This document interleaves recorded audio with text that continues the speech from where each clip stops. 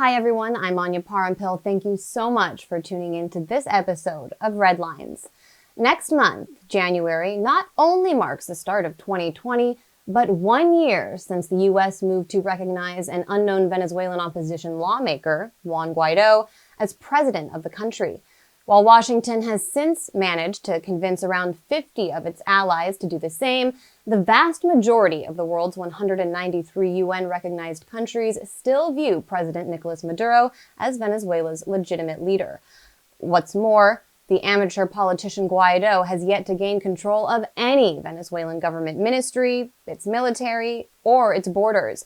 These developments, or lack thereof, prompted the Wall Street Journal to recently acknowledge that Maduro, once thought ripe for ouster, remains firmly in place.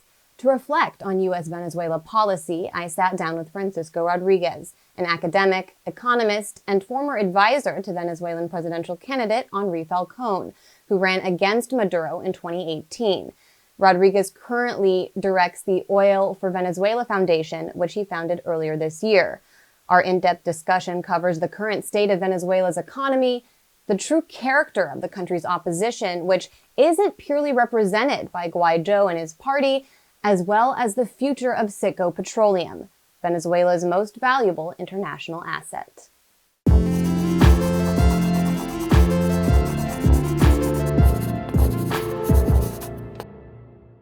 Francisco Rodríguez, thanks so much for making time to speak with me this afternoon. You just returned from Venezuela, and before we talk about the political climate, I wanted to just ask about the economic situation, because earlier this year you predicted that Venezuela could be on the verge of famine as a result of U.S. sanctioned policy. And so I'm wondering, compared with more recent trips you've taken, how have things changed in the country?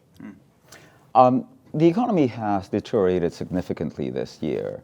I'm now estimating that GDP has fallen by 25%, which is a bit better than the minus 35% that I had expected earlier in the year, but it's still quite sizable. And you have to look at this in terms of a long-run perspective. From 2013 up until 2019, the economy has basically lost 60% of its GDP. That's equivalent to 3 Great Depressions. Now, the question is whether this is starting to turn. What's interesting is that some of the data is showing that the economy does appear to have begun to turn the corner in the fourth quarter.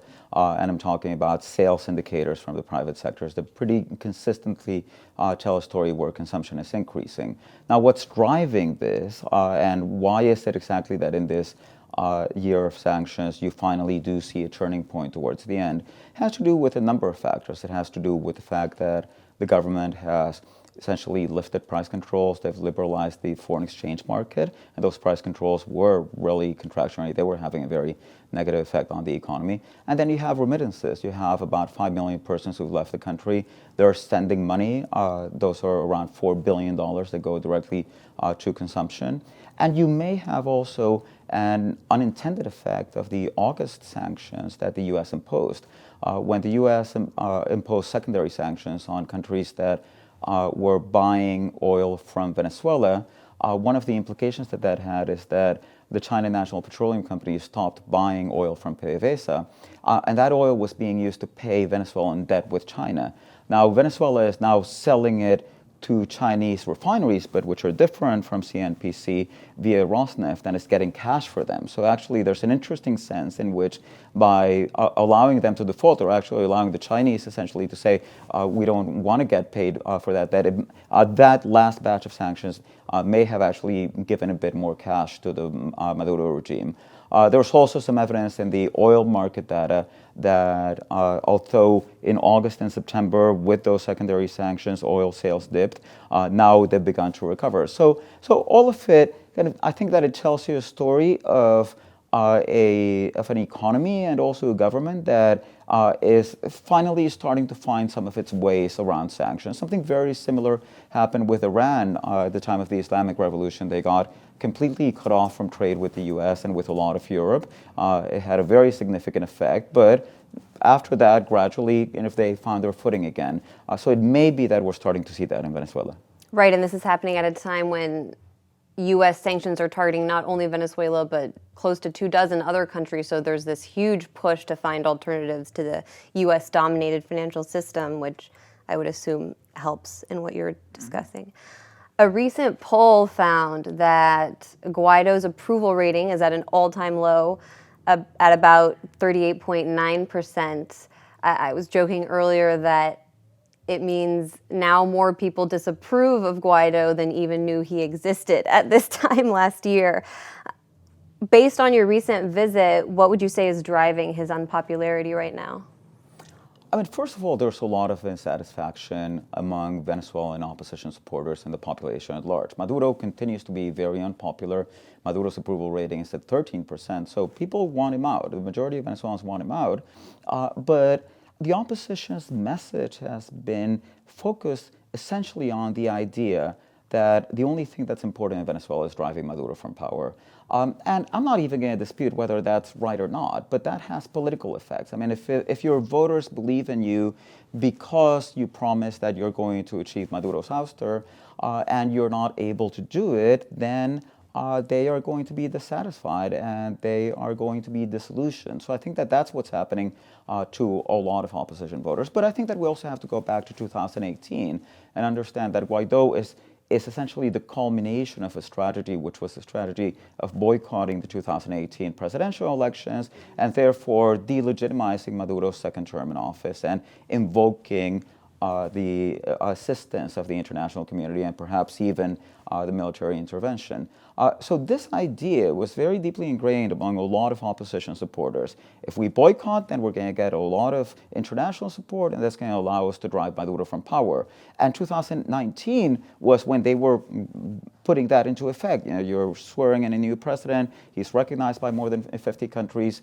So now what's happening is that people are beginning to realize that that strategy failed. And now you're going to 2020, there are going to be parliamentary elections, and Guaido has to choose between not participating, which may essentially mean that he's going to become politically irrelevant, or participating in them, but then explaining to voters why he's asking for their vote again to be reelected to the National Assembly when his party told him not to vote when the presidency was up at stake in 2018. Right, or when he's claiming to be the president of the country.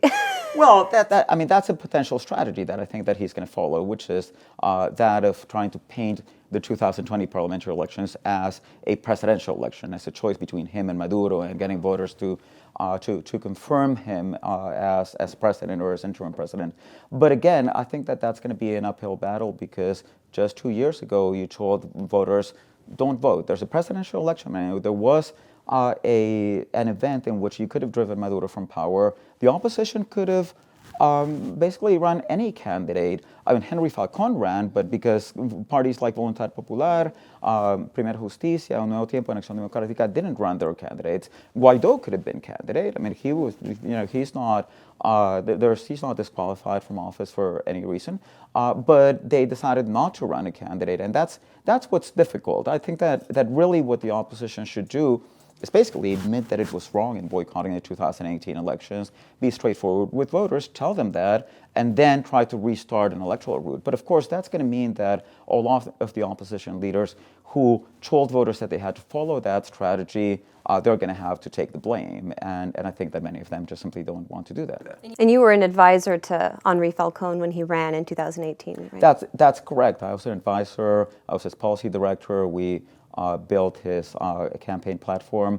And the basic idea there, I believe that Maduro is adequately characterized as an authoritarian regime. I believe that there are significant human rights violations, and I believe that he has significantly undermined democracy. But I think that the way in which you can test that, if you have an electoral opening, is asking people to vote massively. And for a leader that is rejected by a lot of the population, that's what you should do. And then once you show that you're able to win an election, then yes, I mean, if the government tries to steal the election or to rig it, then you ask people to go into the streets. I mean, this is how the Serbians were able to drive Milosevic from power.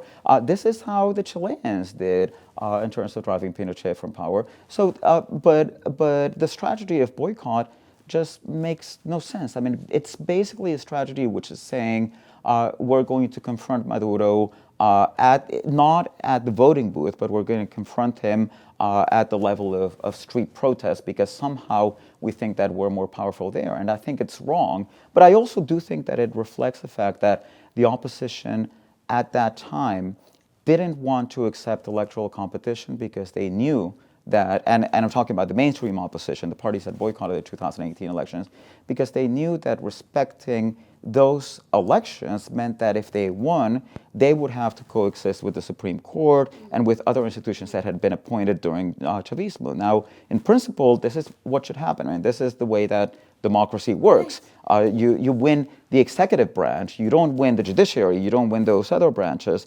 But I think that there were a lot of people in the opposition who really just wanted to go for everything. It was all or nothing, and that is that has been a characteristic of the strategies actually of both sides of Chavismo and the opposition for the past 2 decades, and it's really problematic because you end up with a completely winner-take-all political system. Does the United States play any role in driving that strategy within these parties? I think the U.S. played a very significant role.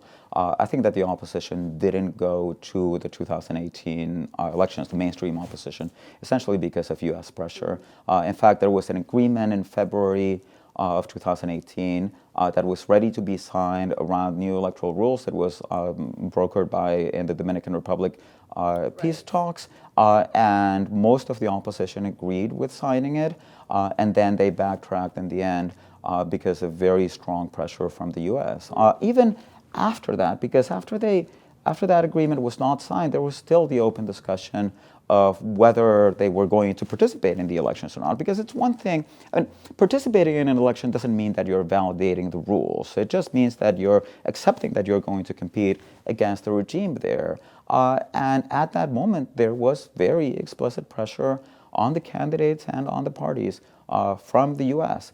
To get them not to participate. And in fact, Falcón was the only one who said to the U.S., I'm going to participate regardless of the fact that you are telling me that you don't like it. And I read reports that the U.S. threatened to sanction him over his participation in the elections. I know you discussed that with my colleague Aaron Mate on his show Pushback.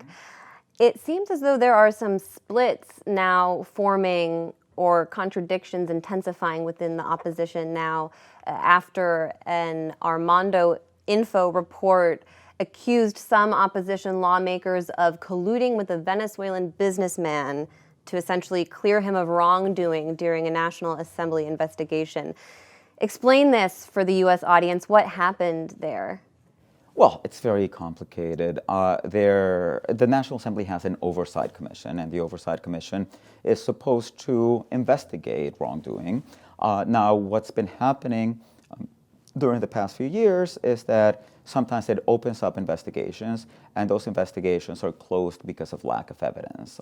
Now, why exactly that is happening, it's not very clear. But once they're closed, then these exoneration letters are produced, and the president of the commission from the opposition signs them and says, "Hey, this person was accused of wrongdoing.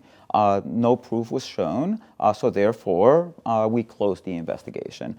And this type of letters have been requested by the people who have been accused, and this is essentially what's happening with this person, with the one that's the focus of the Armando Info report.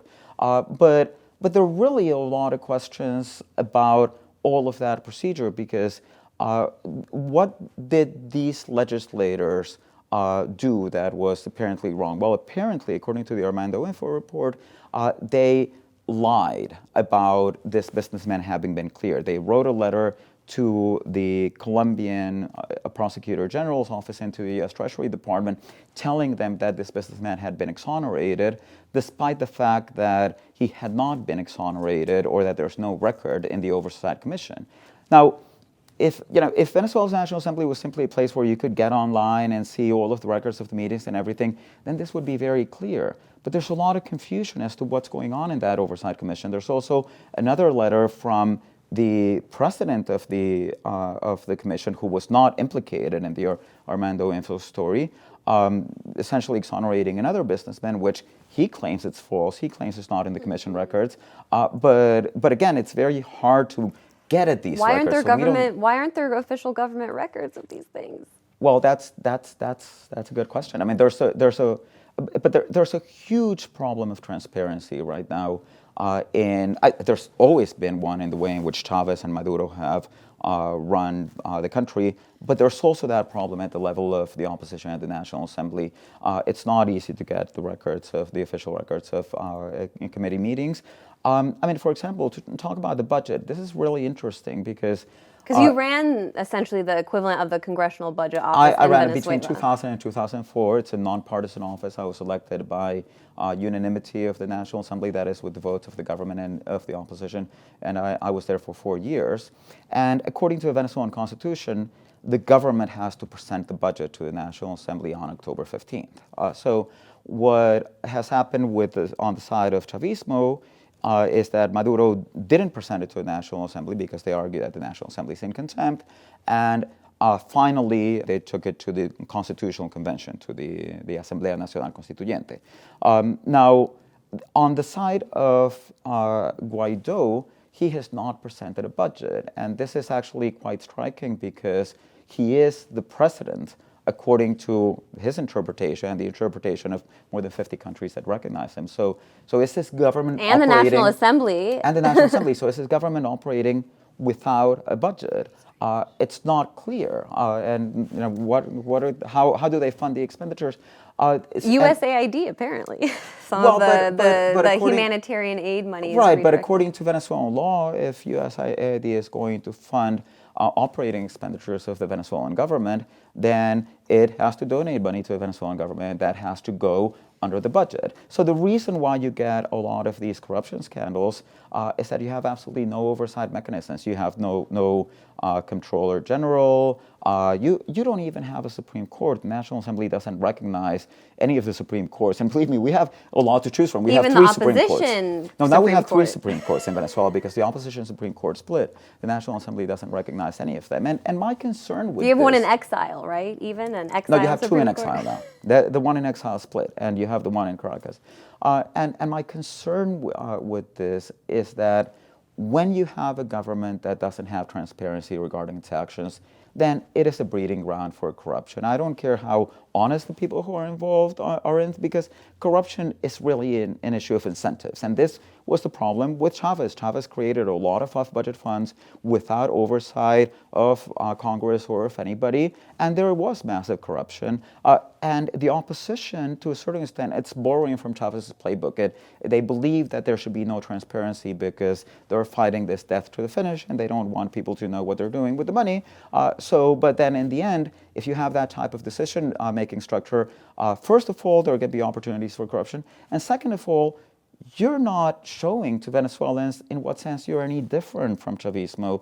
And that's really the problem. I mean, if your problem is that Chavismo is undemocratic, that it doesn't respect the rule of law, it doesn't respect the Constitution, it doesn't respect separation of powers, then you have to lead by example and you have to do things differently. And that's what I don't see is being done from the Venezuelan opposition now. And how was Guaidó implicated in that corruption case? Oh, he wasn't implicated in the Armando Info story.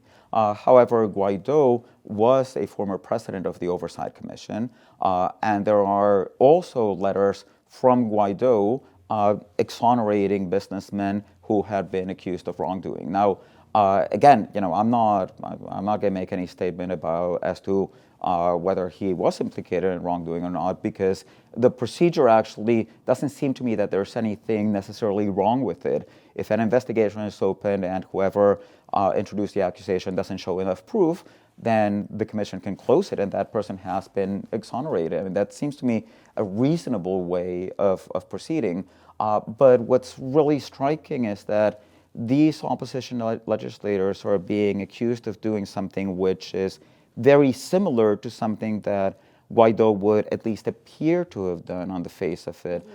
So I would like to see at least a much clearer explanation from Guaidó as to why his letter exonerating Mauro Libby, the businessman that he exonerated, is that the commission exonerated, and while he was president, what was the substance of that investigation? Is there really no proof?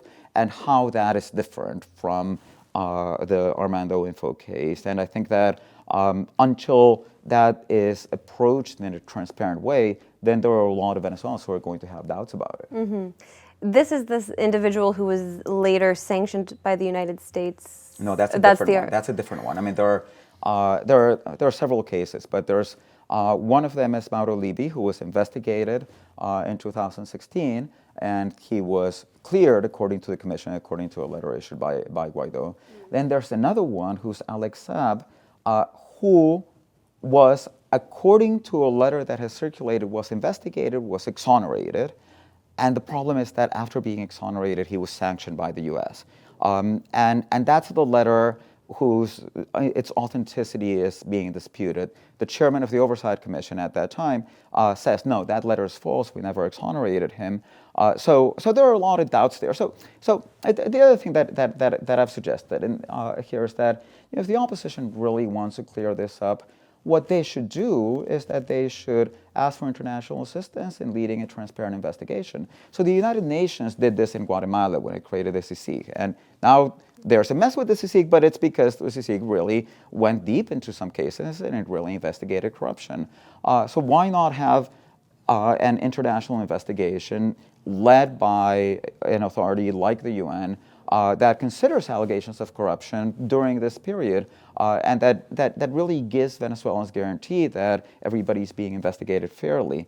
Now, if you don't do that, which is kind of the opposition's position right now is, okay, we investigate Maduro and we investigate whoever we decide to investigate in the opposition, but we take the decisions. The Don't look at us. The National Assembly takes a decision of then you have no separation of powers. Then you have essentially a branch of government, which is the legislative, that has assumed the powers of the executive branch, and is also in practice assuming the powers of the judiciary branch.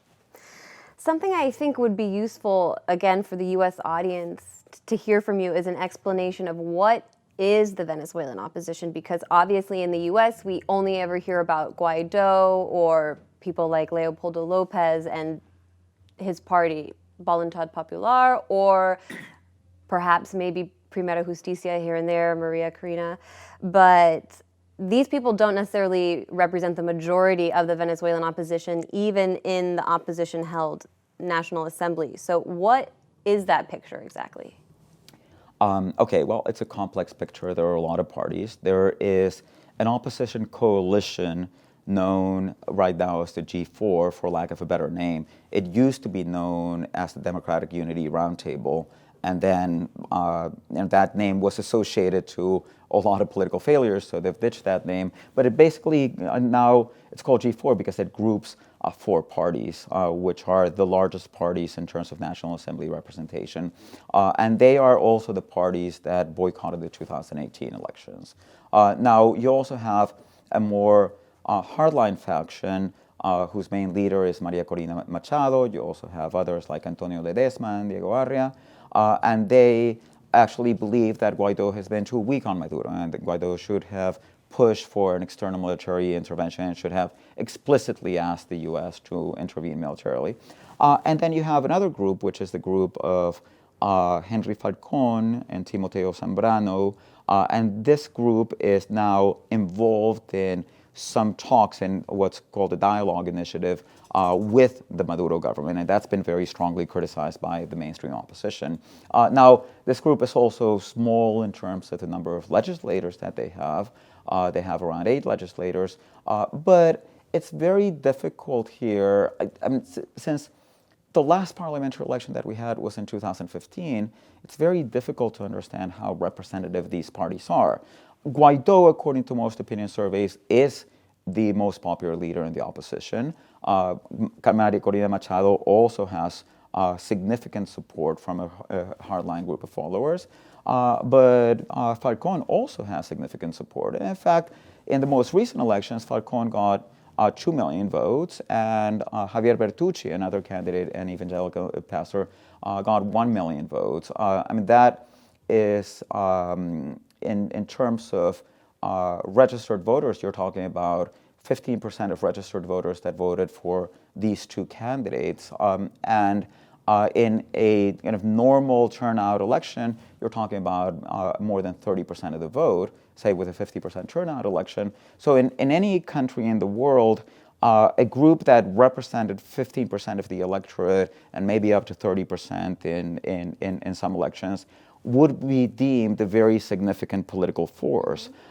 In Venezuela, the view of the mainstream opposition is that this minority opposition is irrelevant and shouldn't be paid attention to. And when you look also at opinion surveys more fundamentally, they tell you that Venezuelans have views which are, the majority of Venezuelans hold views which are actually quite similar to those of the more moderate opposition. People want a negotiated solution. They want dialogue. They want it to happen through electoral means. They don't want a military intervention. And they are opposed to sanctions. The majority of Venezuelans feel that sanctions have hurt them personally.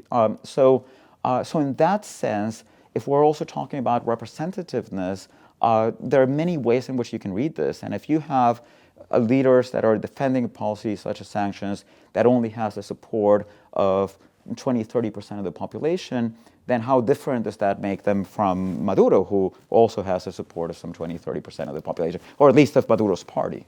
People should know that you consume polls and really process them more than the average person. This is something you're very, because of the nature of your work, committed to, and so you've taken so much time to look at these numbers and really understand it.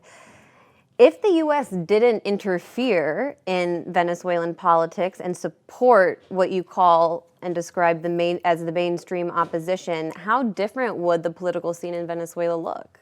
I think it would probably be splitting now. I think that the G4 would be splitting. You really have seen a lot of tensions in the past few days around a proposal for an electricity emergency law.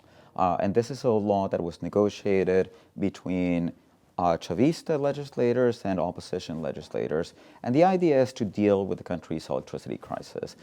So CAF, which is an Andean development bank, a multilateral development institution, it had decided to lend $350 million to Venezuela to invest in electrical infrastructure.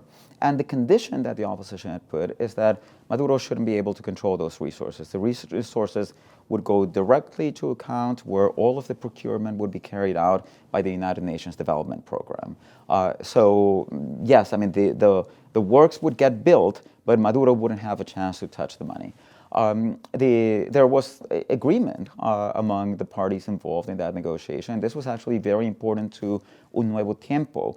Un Nuevo Tiempo is a party that's its main power base is focused in the state of Zulia, and there the electricity crisis is hit really hard. Now, Un Nuevo Tiempo presented the law. They formally introduced it into the National Assembly. But nevertheless, the more hardline groups, particularly Voluntad Popular and Primera Justicia, have decided to block the law. So the law was not approved in first discussion of the National Assembly. Well, it's not, I mean, publicly they haven't made the argument clear, but everybody knows that the rationale is that they believe that anything that makes Venezuelans' lives better is giving oxygen to the Maduro regime. And this is creating huge tensions. I mean, you've already seen the president of Fede Cámaras, for example, Ricardo Cusano. So to explain what Fede Cámaras is the main business association of Venezuela.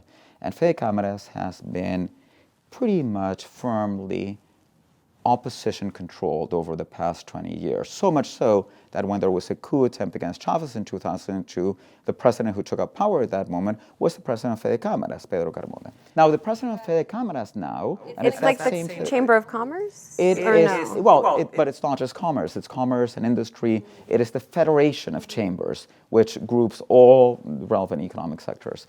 So the president of Fede Cámaras has actually come out and very strongly criticized sanctions. He said that sanctions have done as much harm to the private sector as the expropriations that were carried out by Chavez.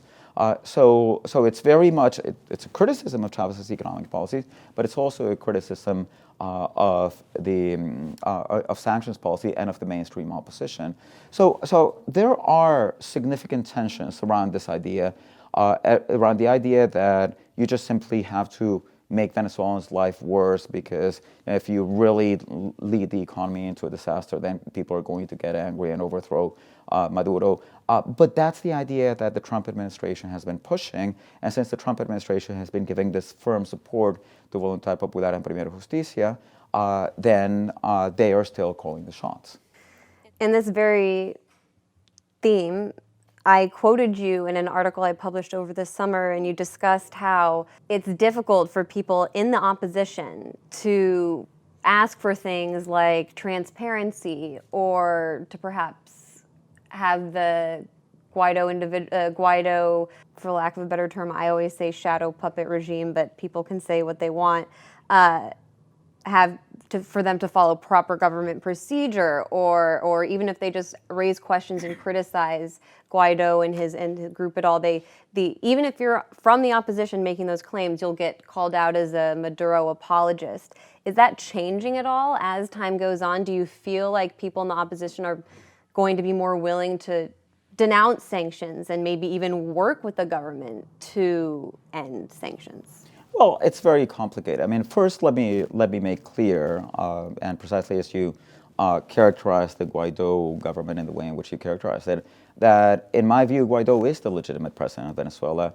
I do not believe that the 2018 elections were free or fair. And in fact, Henri Falcón did not recognize the result of that election.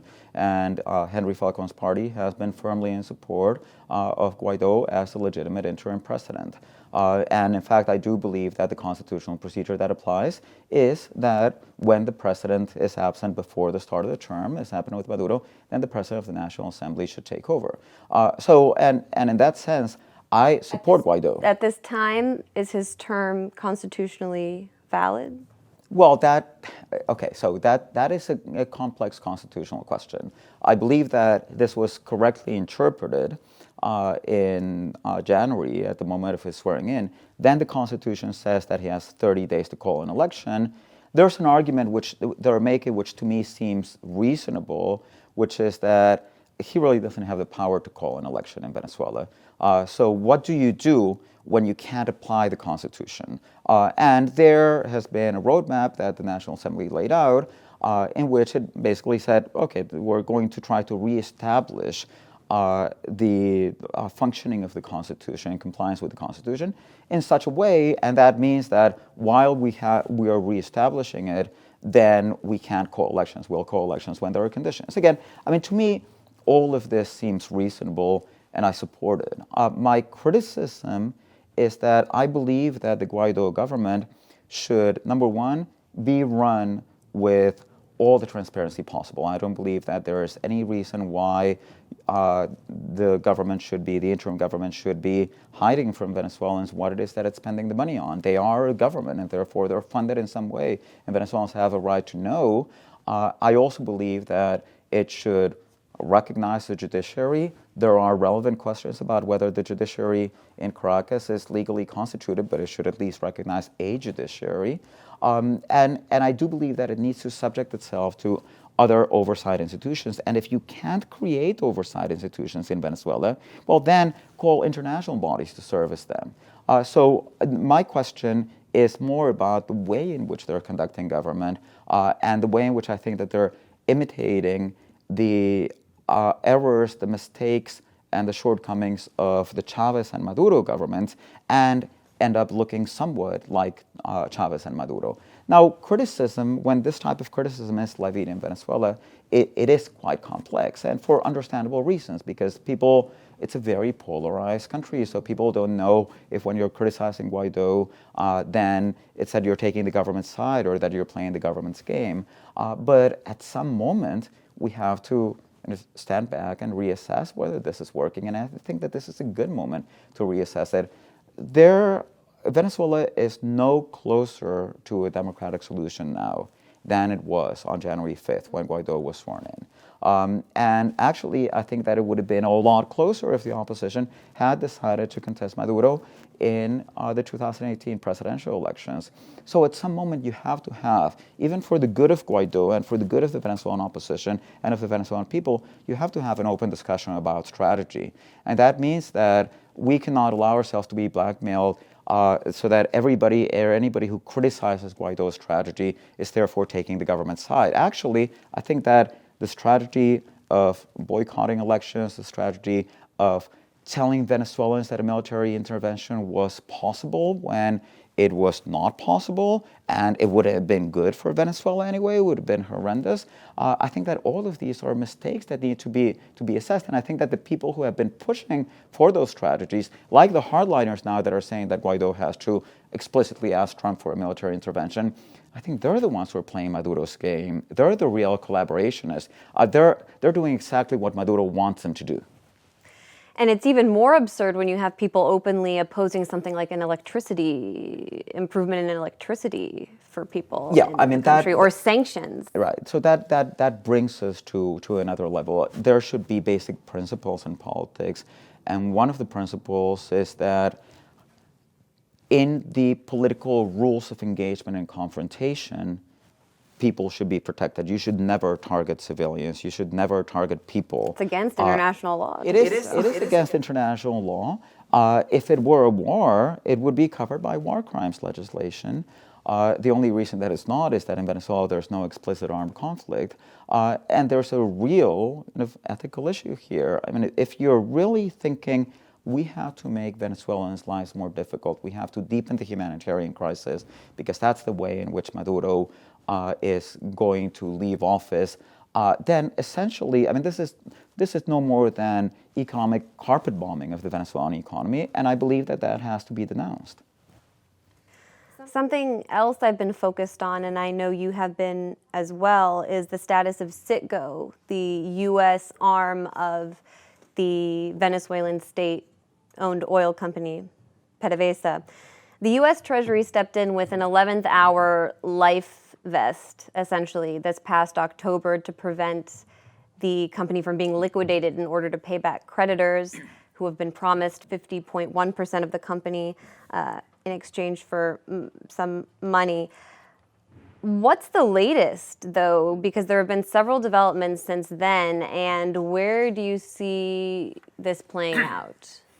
The U.S. has issued several decisions. What those decisions right now imply, I mean, actually, let's backtrack a bit to explain the situation. Venezuela is hugely in debt. And Chavez and Maduro ran up very high levels of debt. Then the country's economy collapsed. Then the country basically had no ability to pay that debt, and you had financial sanctions, which stopped Maduro from being able to refinance the debt. And now there's essentially no reason even for Maduro to continue complying with the debt, because the assets of the Venezuelan government have already been taken away from him.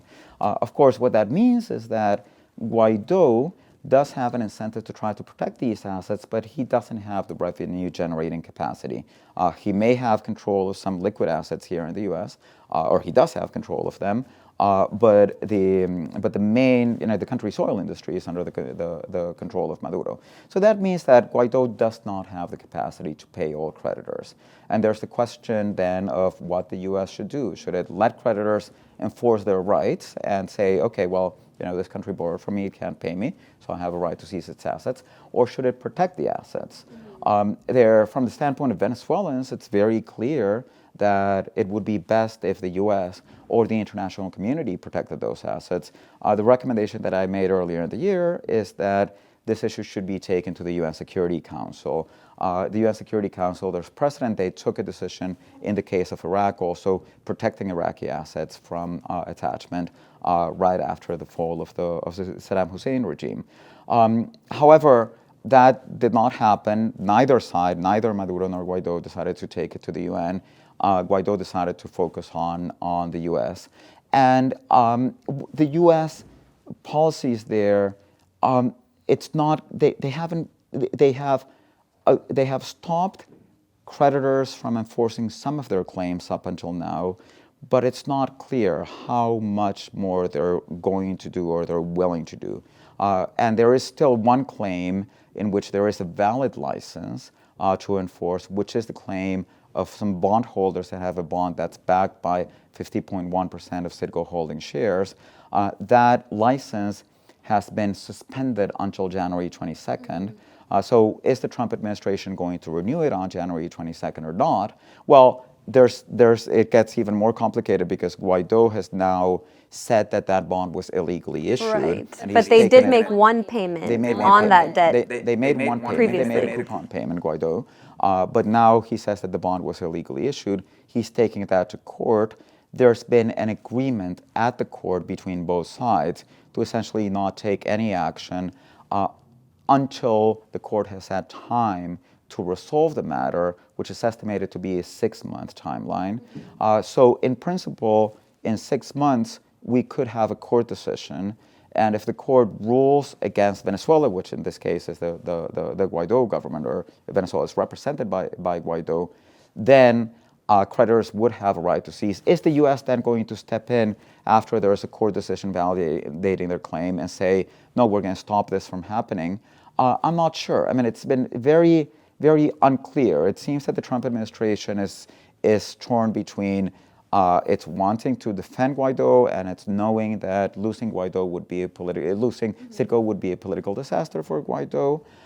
And on the other hand, the Trump administration is very conservative, it's very free market, it's very non-interventionist. So there are a lot of people there who think we should let credit markets work, and if somebody borrowed money and they're not able to pay, then we can't interfere with that functioning. So it's not clear how those two considerations are going to balance out. I should mention here, because we're talking about the court case, it goes back to that issue you brought up about how there's 3 different Supreme Courts, but the Guaidó government and National Assembly don't recognize any of them, so they've actually come to a U.S. court asking them to interpret Venezuelan law. Right. I've never heard of anything like that before. It is very strange. They're asking them to interpret Venezuelan constitutional law. And part of the problem is that they're not willing to go to any of the Supreme Courts, neither the one that is in Caracas controlled by Maduro, nor the Supreme Court in exile, which is now split in 2. So what normally would happen is that if a government says this debt is illegal or unconstitutional, and I think that they may have a case there. I mean, there are questions about the case, but there's also an element. There's an article of the Constitution that says that national public interest contracts have to be approved by the National Assembly. There's judicial doctrine where some people have argued that this does cover the pledging of assets by state-owned enterprises. So there's a case there that could be made constitutionally. But what typically should happen is that the government should go to its Supreme Court, to the nation's Supreme Court, and ask it if the Constitution has been complied with or not. And then the Supreme Court can say the Constitution was not complied with, and therefore we invalidate this bond. Or it could also say, I mean, sometimes it's said in the past, the Constitution was not complied with, but we'll still respect the bond because it would create too much judicial insecurity if we didn't.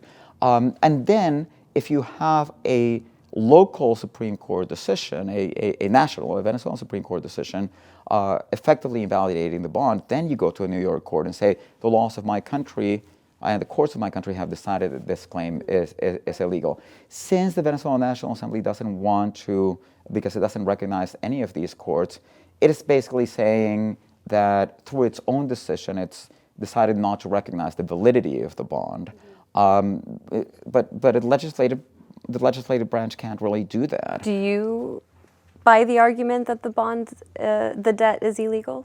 Illegitimate? I think that there's an argument that it was unconstitutional, but there's a distinction between something being unconstitutional and something being illegal. If you see, the Constitution is a set of principles, and those principles are laid down in the law. In my reading, the issuance complied with the law as it stood at that moment and with existing Venezuelan jurisprudence as reflected in previous Supreme Court decisions. So in that sense, the issuance was legal. However, there's a valid argument that can be made, which I do think is reasonable and which I'm sympathetic to, that those laws that allowed for the issuance of the bond were unconstitutional. So what do you have to do? You have to ask the Supreme Court to decide, number one, whether the laws were unconstitutional or not, and number two, if it finds that the laws were unconstitutional, whether it will retroactively invalidate the bond. That's something that the Supreme Court can do. But as I was telling you, there have been similar cases in the past where the Supreme Court, including a 2002 decision, which is basically based on a very similar issue, where the Venezuelan Supreme Court has said the law was unconstitutional, but we're still going to recognize the debt because not recognizing it would create too much judicial insecurity. That's an issue that has to be decided by the Supreme Court. The Supreme Court is the entity that really weighs all of those considerations. And that's why I believe that Guaidó should have gone to a Supreme Court. But given that they don't recognize the Supreme Court, now they're using another legal argument. The legal argument is that since this bond is governed by New York law, it's a New York court that should be able to decide whether PDVSA was duly authorized to issue that bond. And this is asking a New York court to decide on a Venezuelan constitutional issue. That is, to the best of my knowledge, that has only occurred in cases of military occupation. Wow. Some people might ask why they made one payment on the bond if they thought it was illegitimate, but well, that argument I actually find weaker. I understand why they made that payment. I think that you can, you can reasonably, well, first of all, at the moment at which they made it, they said, and they stated that they were paying under protest. So they said, we do not recognize that this debt is legitimate, but nevertheless, we understand that we have a legal obligation until we're able to successfully challenge it. So this is, for example, there are many court cases in Venezuelan law where workers have been fired and then they're offered a compensation. And the question has come up, does the fact that they accept that compensation mean that they lay down all of their claims? And what the courts have said is no. I mean, if you were inadequately compensated, you can still cash the check and you can still dispute it. So I don't think that part's that problematic. I think that what's more problematic is asking a New York court to decide on a Venezuelan constitutional law issue. I wanted to ask you about your new project, Oil for Venezuela, the Oil for Venezuela Foundation, which you founded this year.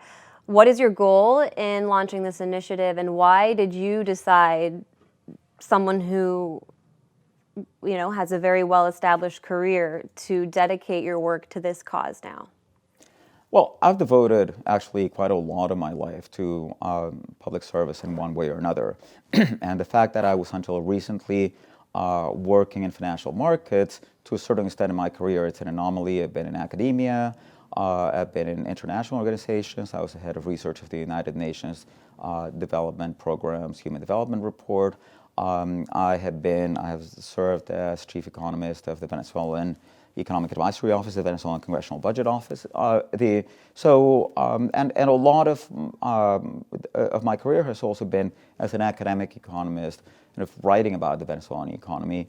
And in fact, even last year, while I was working at the Wall Street firm where I was until recently, Torino Capital, I took time off from my work in order to go to Venezuela and to work in the Henri Falcón campaign, because I truly believe that was the best chance that we would have in quite some time to create true and authentic democratic change in Venezuela. Now, I, as a Venezuelan, am very concerned as to what's happening with the country right now. You have the country going through the deepest economic crisis in all of its history, and it's actually the deepest crisis in recorded Latin American history. GDP has shrunk by 3/5. This is the equivalent of 3 Great Depressions, and you're at real risk of having a humanitarian crisis turn into a humanitarian catastrophe. We were talking about the fact that part of the economy is recovering now, but it's occurring in a very unequal way, because the people who are driving that demand are those who have access to dollars. That's about 1/3 of the population. That actually means that the other 2/3 of the population is doing worse right now. Right. So the risks of famine have not gone away, even though there's prosperity in some sectors. There is significant evidence that the curtailment of imports that has occurred this year has hurt food consumption, and it has hurt the ability, for example, of the government to provide subsidized food. So we need a solution to this because and they even sanctioned clap. Right. And we need a solution to this because if not, Venezuelan lives are going to be lost, and there are Venezuelan lives being lost right now. So what I've tried to think about is whether you can frame a solution that will be acceptable to both parts. Now, I recognize that there is a political conflict here in which people feel that they have to take sides, and when I've had to take sides, I have taken sides in that conflict. But there's a bigger issue, which is what's happening to Venezuelans. Now you have this protracted political conflict, which is not getting solved. I mean, nobody's winning. Maduro is there. I mean, he's in power, but Guaidó is still recognized by more than 50 countries, and Maduro can't export oil to the U.S. And Venezuela can't export oil to the U.S. And Venezuela has lost $11 billion in oil revenue precisely as a result of losing access to U.S. oil markets. So the question that I posed is, and that I've been trying to ask myself, together with the people that I'm working with at the Oil for Venezuela, with the team that we're working together with at the Oil for Venezuela Foundation, is there a way in which we can reach agreement between both parties so that we can make a proposal to the U.S. in which the U.S. reopens its oil market to Venezuela. Venezuela can sell oil, and you have those resources administered in a way that's sufficiently transparent so that it's clear that they're going to the benefits of the Venezuelan people. That's a project. We call it a humanitarian oil agreement. It would obviously require the participation of both the Maduro and the Guaidó administrations, as well as the Trump administration. We know it's going to be difficult to convince them, but we also think that there's a lot of work here that has to be done at the level of public opinion. And I think that ultimately, this demand is not going to come from the politicians. Politicians are always focused on winning the political conflict, on their side prevailing. I think that this demand is going to come from Venezuelan civil society. It's going to come from community groups. It's going to come from humanitarian aid agencies. It's going to come from the business sector. It's going to come from labor unions, from people essentially saying, look, I mean, fine, you guys can keep fighting your political fight, but there's no reason why we Venezuelans should be collateral casualties in that political conflict. How would it be different from the Oil for Food program, which was implemented in Iraq in the 90s, which famously ended in scandal? And have you received interest in Venezuela from opposition and government, Maduro government alike? Mm-hmm. Well, we published recently a white paper. It can be downloaded off of our webpage, www.oilforvenezuela.org.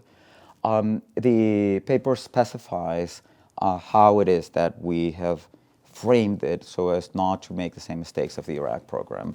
After the Iraq program, there was a commission appointed by the UN Security Council, headed by Paul Volcker, the former chairman of the Federal Reserve Board, who just died a few days ago. That commission laid out a set of recommendations. It diagnosed exactly what went wrong in the program. And it laid out a set of recommendations for how you could stop that from happening. So we're starting out from the recommendations of the Volcker Commission, but we're also going further. We're building up in our proposal a system in which there are multiple checks and balances. So this is an institution which, first of all, it would be run by Maduro and Guaidó appointees, as well as appointees of a neutral international body, which could, for example, be the UN Security Council. The UN Security Council, remember, it has US, France, and UK, which have veto power. Those are Guaidó allies, but also has China and Russia, which have veto power. Those are Maduro allies.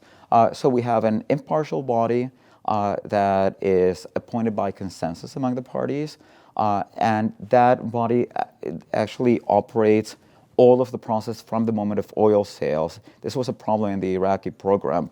Hussein was left in control of who to sell the oil to, so he started asking oil traders to make side payments into other accounts so that he could give them the contracts. So this has to be under control of this administrative body that is appointed by consensus and that is subject to very significant levels of oversight. And we're essentially proposing that it is, first of all, administered with rules of the utmost transparency, but at the same time that it is overseen by three institutions, by the National Assembly, by the Venezuelan Controller General that was appointed by the current government, by the Maduro government, and by the international community through, for example, the United Nations.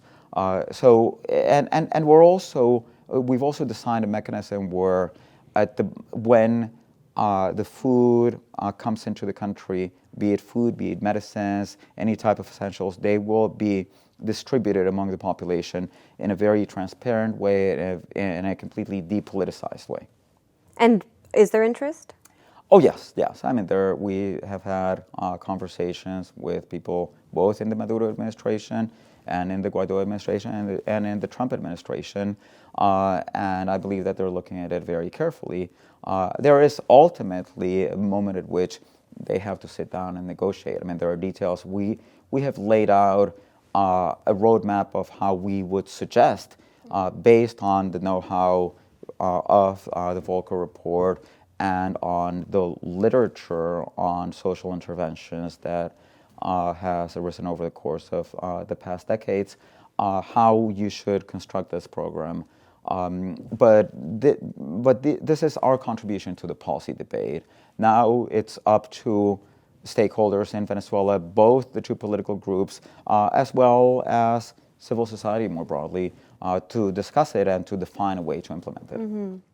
Well, finally, just to wrap up, we're almost exactly a year from the date the U.S. announced its recognition of Juan Guaidó, and yet Maduro is firmly in place. That's what the Wall Street Journal declared recently. What will it take to end this political impasse and, most importantly, end sanctions, which I know is something that's very important to you and to anyone who cares about Venezuelans?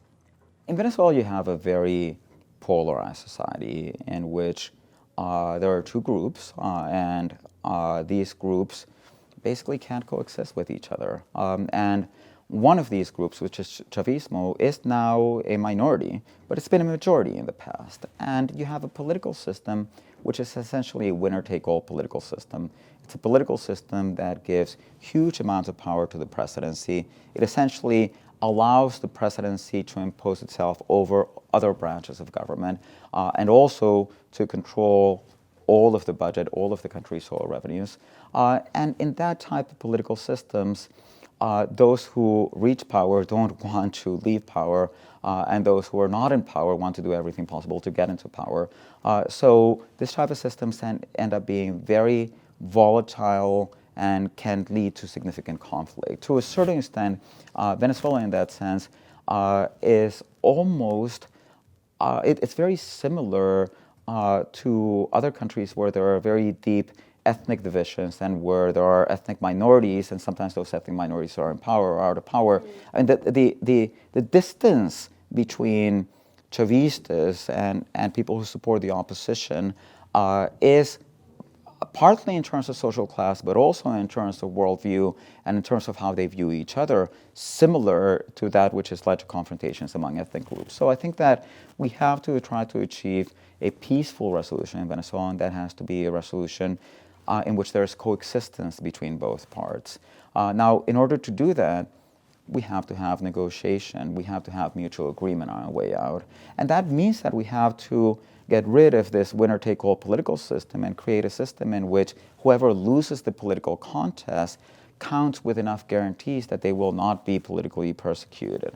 I think that once we're able to achieve that, then we are going to have the losing side to an election recognizing the election. You know, what's interesting about Venezuela is that if you going back to 2013, the losing side has not recognized its defeat in a major election. Capriles did not recognize his defeat in the 2013 presidential elections, but Chavismo didn't recognize its defeat in the 2015 parliamentary elections. I mean, they accepted the Electoral Council result, but then they questioned the validity of the two-thirds majority of the assembly and all of the capacity of that assembly to approve any laws. Then in 2017, the opposition lost the gubernatorial elections, so it didn't recognize that, and then it didn't recognize the process of the 2018 presidential elections. So I think that this tells us that there's a deeper problem here. A democracy it's not only a set of rules that are right, it has to be a set of rules that works. And that means that there have to be incentives by all of the players to recognize the rules of the game. And I think that that's what's wrong in Venezuela. And until we solve it, we are going to have a very unstable, volatile society that is on the cusp of violent political conflict. Maybe if the U.S. took a step back, it would help. I think that what the U.S. should do and what the international community should do is help put these two sides together and discuss not the holding of elections. I mean, I believe in elections. I think that elections are a very important part of democracy, but I think that they're just part of democracy.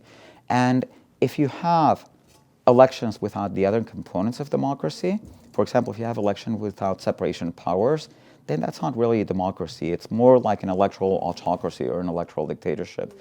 So you really have to get these two sides to frame an agreement of coexistence. And I believe that elections should occur at the end of that period. Towards the start of the year, shortly after Guaido's swearing in, Jeffrey Sachs and I wrote an article for the New York Times where we basically said, why don't you look at the Polish model? In the Polish model, you had a similar problem. You had the communists who were very powerful but were very unpopular at that moment, and you had solidarity. And there was a solution, and the solution was to create an interim government that lasted 2 years, and it was a power-sharing agreement, and you had elections at the end of that, and you had a very peaceful resolution. No group was persecuted. Jaruzelski gave up power, so much so that when Jaruzelski was on his deathbed, Lech Walesa went and visited him. So that's what I would want to happen in Venezuela. I would want us to be able to achieve that same coexistence that other countries that have avoided violent conflict have been able to do. And I think that that's where the international community could help. Francisco Rodríguez, you're such a wealth of information. It's always so fascinating to speak with you. Thanks so much. It's a pleasure being here with you. Thank you.